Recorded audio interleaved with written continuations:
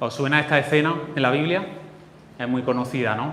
Está la escena donde Jesús anda sobre el mar y Pedro se baja y tiene un encuentro con él.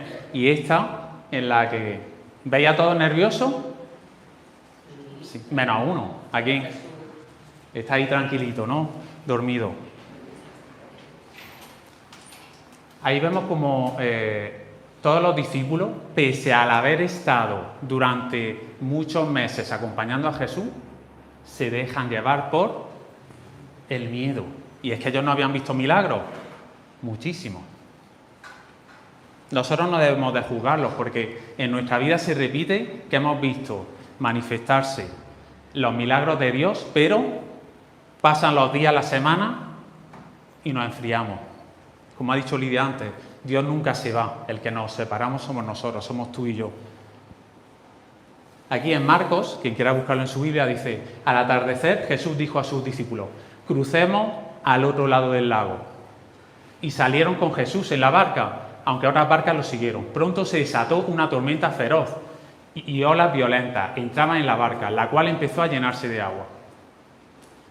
Si Jesús dice en tu vida y en la mía, vamos a cruzar al otro lado, ¿qué es lo que tenían que haber confiado a sus discípulos? ¿En quién lo decía? ¿Qué hacemos nosotros muchas veces? O nuestros hijos. Yo a mi hija, aunque le diga, mira, no tengas miedo, que vamos a ir a tal sitio, no sé, no pasa nada, al médico o lo que sea. Pero ella inevitablemente, aunque sabe que va acompañada mío, siente miedo. Vamos a ver qué pasó. Dice: Jesús estaba dormido en la parte posterior de la barca, con la cabeza recostada en una almohada. Los discípulos lo despertaron. Maestro, ¿qué le dijeron? A un milagro como ha hecho hasta ahora, maestro, ayúdanos. Es que ni siquiera le piden ayuda. Qué fuerte, le dice, ¿no te importa que nos ahoguemos? Qué fuerte, ¿no? ¿No te importa que nos ahoguemos? Y el problema es que ellos no veían a Jesús como el que hacía milagros. En mitad de nuestros miedos, muchas veces nos acercamos a Dios para echarle en cara lo malo que nos pasa, para culparle. Y nos olvidamos de todo lo que Él hace en nuestra vida. ¿Qué hacemos nosotros ante una situación en la que no entendemos? Tenemos dos opciones: quejarnos, decirle a Dios que no le importa, o, ¿qué es lo que deberíamos de hacer? Confesarle nuestra necesidad. ¿Por qué tantas veces tú y yo culpamos a Dios de lo que nos pasa? ¿Pero es que eso soluciona algo? Pregunto. Es que no soluciona nada. Hasta que tú y yo le confesemos nuestra necesidad de su ayuda, no vamos a provocar que Él nos cubra, que Él se mueva a nuestro favor. Y ahora quería enseñaros estas dos imágenes y que me digáis cuál es la diferencia.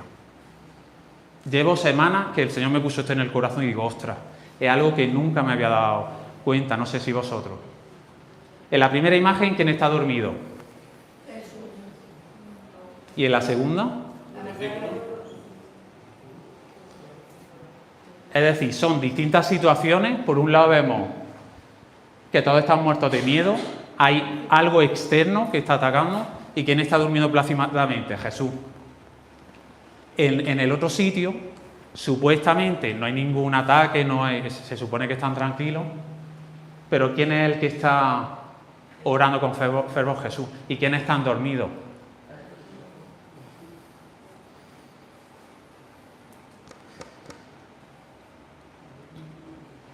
¿Veis a Jesús preocupado en la primera?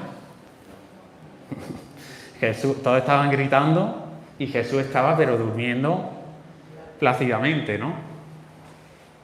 ¿Qué batalla era más importante para vosotros? Pregunta complicada.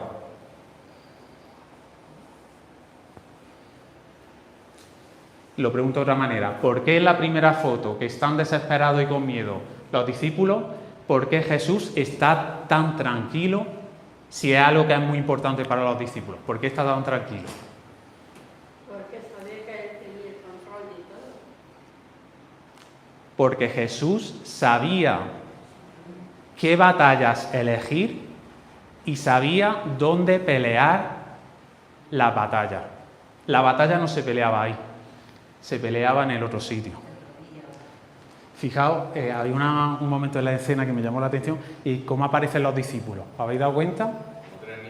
Como niños. Ostras.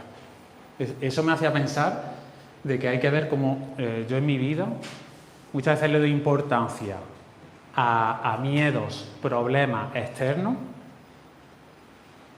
y me estoy dejando llevar, me dejo llevar por ese miedo, por ese, no sé, muchos sentimientos, odio, rencor, competencia, competitividad. Pero la única manera de luchar contra eso es con Dios, orando, siendo fuerte ahí. No podemos ser niños al acercarnos a Dios, que ahí es donde tenemos que pelear la batalla, porque si no después vamos a estar como estaban los discípulos en la tormenta. Dice, cuando Jesús se despertó, reprendió al viento y dijo a la ola, silencio, cálmate. De repente el viento se detuvo y hubo una gran calma. Luego él les preguntó, ¿por qué tenéis miedo? ¿Todavía no tenéis fe? Y hoy Dios a ti y a mí nos está diciendo, en mitad de tu situación, cálmate. No te dejes llevar por tu miedo. No te dejes llevar por tus sentimientos. Porque tus sentimientos te llevan en mal camino. Te llevan como ese barco que hemos visto a la deriva. Cálmate. Dios es mucho más grande que nuestros temores. Él es mucho más fuerte que todas nuestras inseguridades. ¿Por qué tenéis miedo? Aquí es como si Jesús le dijera, ¿no veis que yo, el creador de todo, estoy con vosotros? Si yo he dicho que en este barco, que es tu vida, si yo te he dicho que en tu vida te voy a llevar al otro lado, a una meta, debes de confiar que yo voy a cuidarte y te voy a hacer llegar allí. Eso es lo que vale. Veas lo que veas alrededor, veas la tormenta que sea. Por eso Jesús estaba tan tranquilo. Y eso es lo increíble, ¿no? Entonces la pregunta es, ¿cómo peleas tus batallas? La primera la hemos visto antes, que es, elige tus batallas. Porque hay batallas que no tienes que estar peleando. Hay batallas externas que no tienes que estar peleando, sino que tienes que dejarlas que las pelee Dios. Y lucharlas con Dios de rodillas en la oración. La tormenta era necesaria para desatar la fe en sus discípulos. En toda tormenta Dios te va a enseñar algo y la va a usar para tu beneficio y provecho. Son oportunidades para que Él muestre su poder a nuestro favor. Porque no existe victoria sin lucha, ni gloria sin esfuerzo. Pensar que por solucionar un problema que tengo me agobio y me lo quito de en medio, a la vuelta de la esquina de tu vida hay otros 5, 10, 15 problemas esperándote. Quien tienes que cambiar eres tú. ¿Y cómo gestionarlo? Jaime Fernández decía, sin Dios en la vida, el viento siempre es contrario. Podemos agotarnos hasta el sufrimiento sin ir a ningún lugar. Lo más grande de todo es que Dios no nos abandona, aunque lo hayamos dejado en la orilla. Amén. Dios sigue ahí, esperándonos, como se ha dicho ya hoy. Entonces, en mitad de la tormenta tenemos dos opciones. ¿Qué haces? ¿Qué decides? Es una decisión, no decidir, ya estás decidiendo. ¿Decides calmarte? Tienes dos opciones. O estar confiado y aprendiendo de la situación, sabiendo que Dios te acompaña, Él sabe lo que te necesitas, Dios es tu proveedor y eso trae paz a tu vida. O bueno, quejándonos y quedándonos en el sufrimiento, ¿vale? Tenemos que no quejarnos, no estancarnos en ese sufrimiento. ¿Sabéis por qué? Porque el dolor, aunque seas cristiano, es inevitable pasar dolor. Ahora, lo que sí puedes decidir es si quieres permanecer en ese sufrimiento continuo. ¿Qué haces con ese dolor? ¿Le echo la culpa a Dios? ¿A los demás? No me salen bien las cosas. Si me salen bien, pues bueno, pues entonces si vengo a la iglesia sí estoy contento, pero ese dolor, dáselo a Jesús. Dice en Mateo 26, entonces Jesús fue con ellos al huerto de los olivos, llamado Getsemaní, y dijo, sentaos aquí mientras yo voy a orar. Se llevó a 3 de sus discípulos Y dice que comenzó a afligirse y a angustiarse y le dijo, mi alma está destrozada de tanta tristeza hasta el punto de la muerte. Quedaos aquí y velad conmigo. Ostras, ¿cómo Jesús podía estar así? ¿Él no era perfecto? Ahí vemos que Dios, Jesús cuando se hizo hombre, fue humano. Y Él sufrió, Él sintió ansiedad. Y si Jesús le dijo a ellos que la solución para esa ansiedad era velar, era buscar a Dios, ¿por qué nosotros no lo hacemos? Nosotros nos creemos fuertes. Digo, si yo no necesito nada. Él se adelantó un poco más y se inclinó rostro en tierra mientras oraba. Padre mío, si es posible que pase de mí esta copa de sufrimiento. Sin embargo, mirad lo que dice, quiero que se haga tu voluntad y no la mía. ¿Cuántas veces nosotros le pedimos cosas al Señor? Y se lo decimos, Señor, yo quiero esto, bendíceme. ¿No? Muchas veces le pedimos, decimos, Señor, quiero comprarme un coche, pero se estamos diciendo dándole vuelta a las llaves porque ya lo tenemos, ¿no? Queremos como que Dios nos acaricie el lomo después de haber tomado una mala decisión.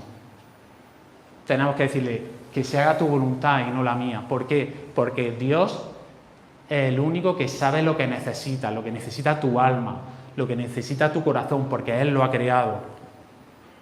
Luego volvió a los discípulos y lo encontró dormido. Le dijo a Pedro, ¿no pudisteis velar conmigo ni siquiera una hora? Velad y orad, para que no cedáis ante la tentación. Porque el espíritu está dispuesto, pero el cuerpo es débil. El espíritu es quien nos ayuda en todo esto, dice.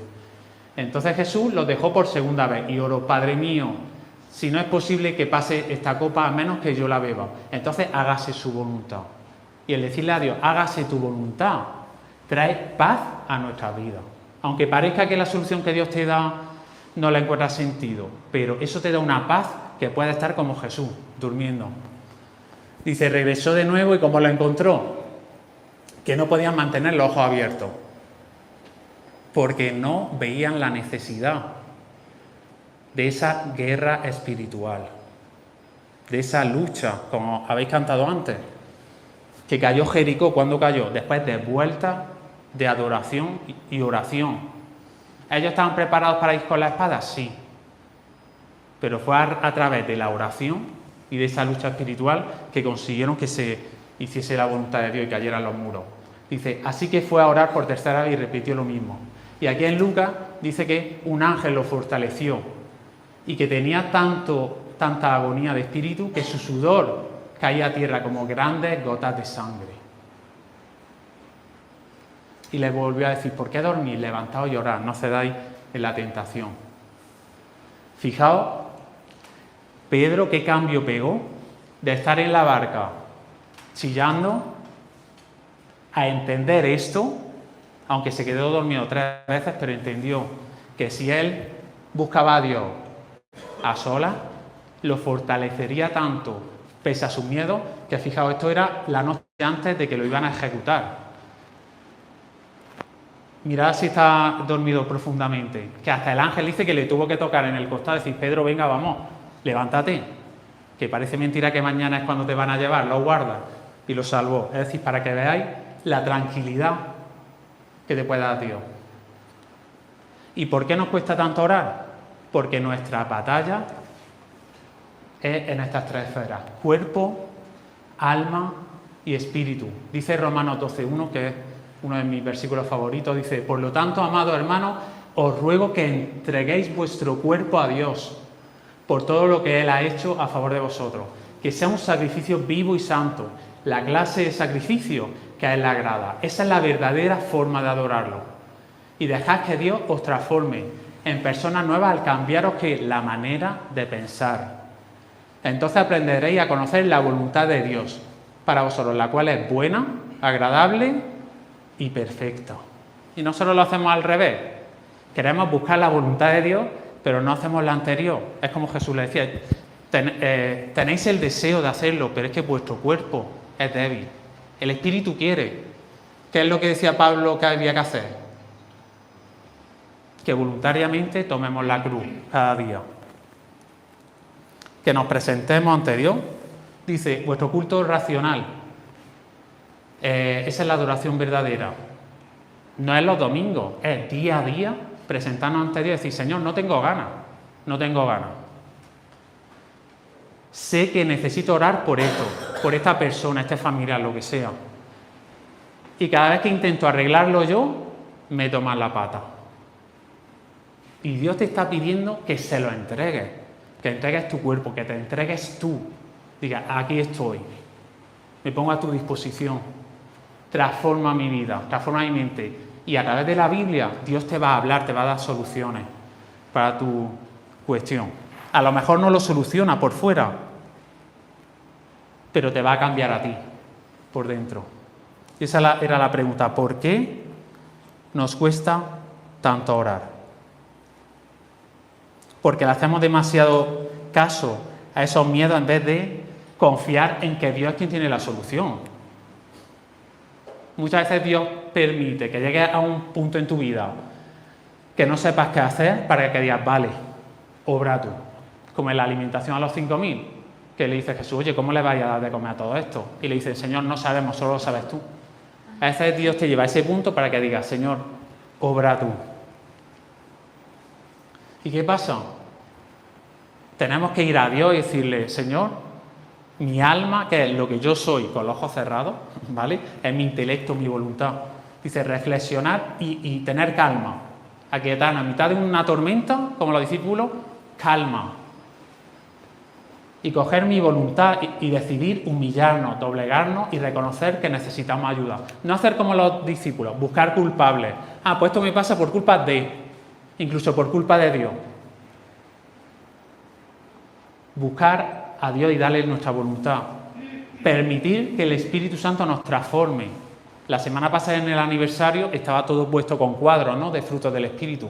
Y muchas veces decimos, es que no consigo ver esto en mi vida, Señor.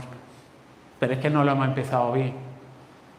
Porque un árbol no se desvive por hacer naranjas, son consecuencias de buscar en la raíz. El árbol solo se desvive por escarbar y buscar nutrientes. Eso es lo que tenemos que hacer nosotros. El Espíritu, permitir que el Espíritu nos ayude a buscar más a Dios. Y al final controle el cuerpo y el alma. ¿Tienes muchos miedos? ¿Y esto funciona? Os voy a poner el último vídeo que me impactó mucho de un joven que pasó de tener muchos miedos, de tener vergüenza de hablar de Jesús, y fijaos, es un vídeo que dura menos de un minuto. ¿Tienes muchos miedos? Tenía, ahora ya no. ¿Lo superaste? Sí, también soy muy creyente de Dios, leo la Biblia, oro cada día y esos miedos fueron desapareciendo hoy en día. Bueno, acá no podía estar, ¿no? No podía estar porque sí, me da vergüenza, no me animaba. Y hoy en día todos esos miedos se fueron, hoy en día me siento preparados. También la maduración de un hombre y también ser padre de 2 hijos, todo me fue como llevando para adelante y que también le está pasando mal o que no se expresa a sí mismo y que puedan encontrar un camino. ¿Qué os parece el muchacho? Increíble, ¿no? Como un adolescente, ahora ya es joven, ¿no? Dice que es padre incluso, pero como una persona de la cual no tenía sentido su vida, el encerrarse en su habitación a hablar con Dios, como está hablando conmigo, ¿vale? Así tal como eres, cómo le cambió la vida, le dio un sentido, le quitó los miedos. ¿Y sabéis a quién me recordaba? A David. ¿Qué hizo con la armadura del rey Saúl? Imaginaos que le pusieron esa armadura y no podía ni caminar. Y dijo, mira, yo las batallas las quiero enfrentar, ¿cómo? Con lo que he estado cada día en intimidad con mi padre. Mi padre sabe que soy imperfecto, que cometo fallos, pero ahí lo que ha hecho ha sido ir moldeándome.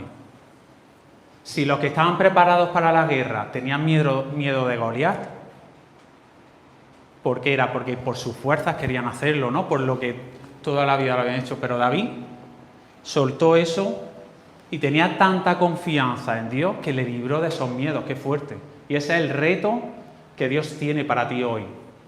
Te está preguntando, ¿por qué no aparcas tu miedo a un lado? ¿Por qué no me los das y yo te transformo en esto?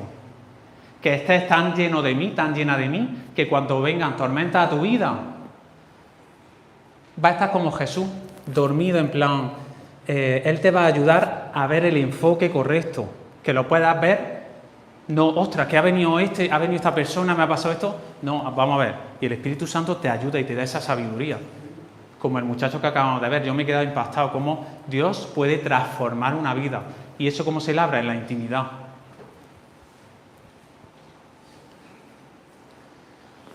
Por último, fortaleceos con el gran poder del Señor.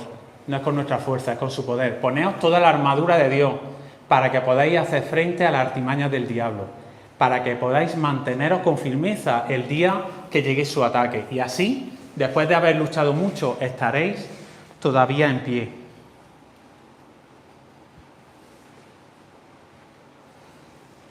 Es decir, las tormentas van a llegar a nuestra vida, sí o sí. Van a llegar a mi vida y a tu vida. La pregunta es, ¿qué vas a hacer en ese momento?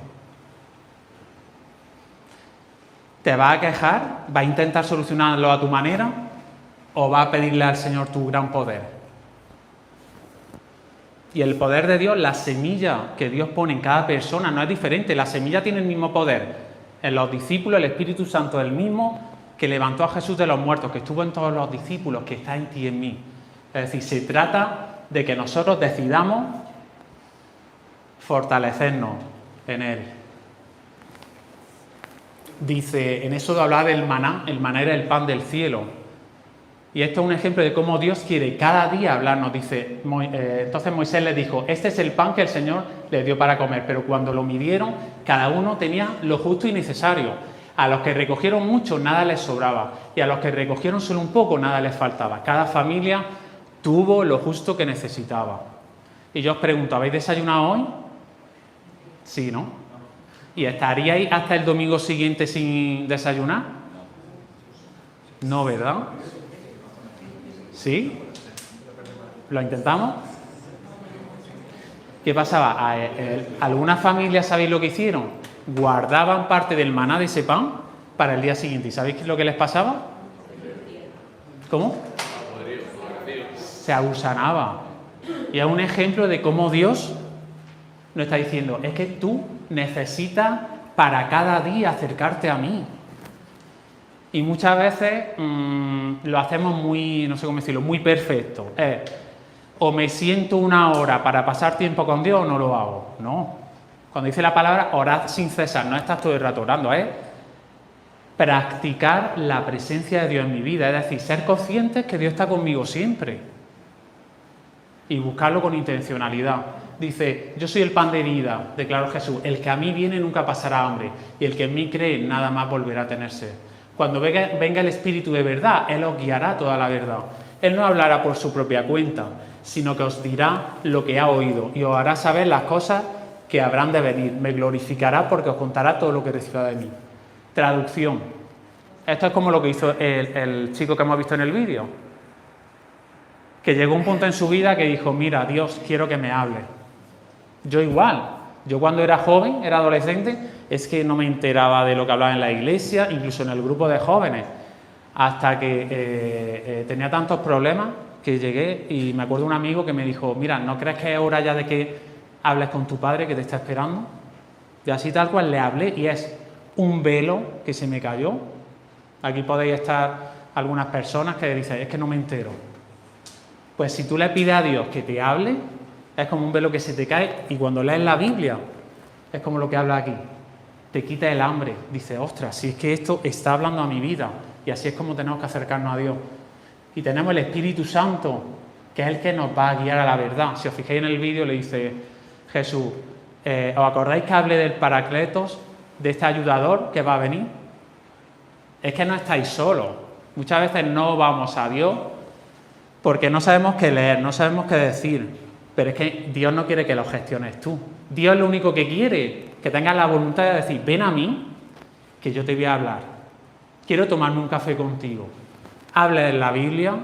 Dice, Señor, tengo un montón de cosas en la mente, pero lo dejo a un lado y quiero que tú me hables. Y ahí es donde ocurre la transformación. Y el Espíritu Santo es el que te ayuda. Romanos dice, además el Espíritu Santo nos ayuda en nuestra debilidad. Sabe que somos débiles. Pero es que cuando somos débiles es cuando se muestra su poder. Dice, nosotros no sabemos qué quiere Dios que le pidamos en oración, pero el Espíritu Santo ora por nosotros, con gemidos que no pueden expresarse con palabras. Y el Espíritu intercede por nosotros, los creyentes, en armonía con la voluntad de Dios.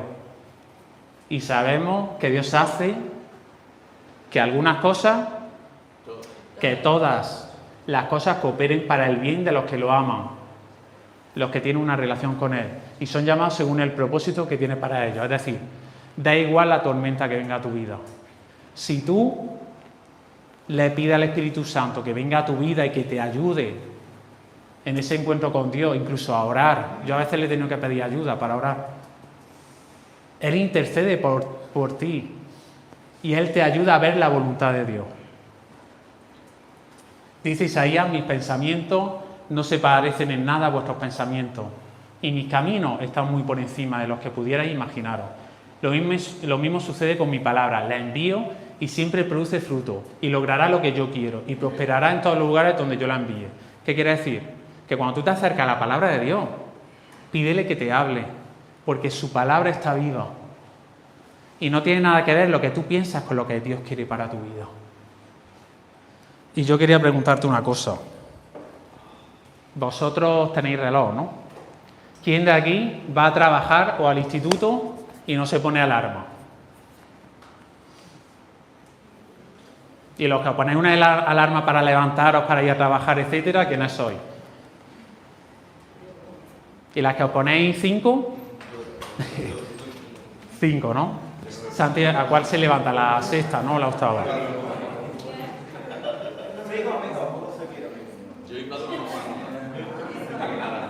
¿Cómo? Que Paco y yo no nos ponemos ninguna alarma.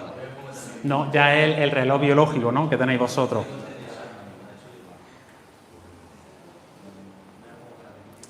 Pues mirad, ya está el final de la predicación y me gustaría que el grupo de alabanza pueda venir aquí adelante. Sería genial que todos los que pudiéramos estar aquí, igual que tú pones tu reloj para levantarte, para ir a trabajar, ¿qué hay más importante que buscar a Dios? Y os voy a leer una cosa que me impactó mucho. Dice, esta es la importancia de la oración. Escúchame bien, por favor. Dice que a Satanás no le importa si te mantienes o dejas de hacer cosas en la iglesia. A Satanás no le importa si predicas, si cantas o estudias teología. Lo que a Satanás sí le importa es el hecho de si oras o no.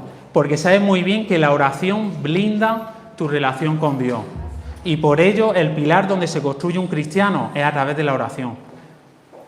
Qué fuerte, porque sabe el enemigo que cuando tú y yo oramos, tiembla todo. Se mueve el propósito de Dios. A lo mejor hay cosas que no se están produciendo en tu vida porque no estás yendo a Dios y no estás clamando. Y a lo mejor es como Jericó, tienes que estar dando vueltas hasta que el Señor te transforme a ti primero y después cambie la situación. Me gustaría que os pusierais de pie.